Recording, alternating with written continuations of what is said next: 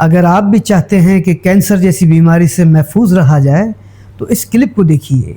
في كتاب بحار الأنوار عن النبي الأكرم محمد صلى الله عليه وآله أنه قال في أول يوم من شهر رمضان تجيب ماء ورد وتخلي قليل بإيدك وتمسح وجهك، وبعد ما تمسح وجهك تجيب قليل من ماء الورد وتخلي على راسك، وبعدها تصلي على محمد وآل محمد، تسمي ببسم الله الرحمن الرحيم. وهذا ضمان من رسول الله صلى الله عليه وآله، راح يكون لك ضمان من الفقر، يعني إن شاء الله راح تكون غني ويرزقك الله برزق من حيث لا تحتسب، وضمان لك من الذل، وضمان لك من مرض السرطان، الله يجيرنا وإياك।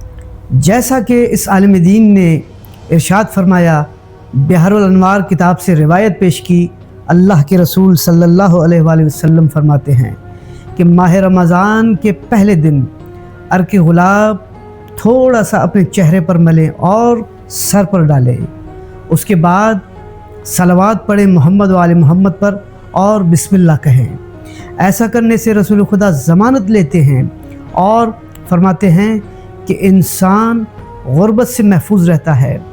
अल्लाह उसे उस जगह से रिस्क इनायत करेगा जो उसके गुमान में भी ना होगा, और इंसान ज़िल्लत और रुसवाई से महफूज रहता है। और सबसे बड़ी बीमारी कैंसर जैसी मूज़ी बीमारी से भी इंसान महफूज रहता है। वस्सलामु अलैकुम वरहमतुल्लाह।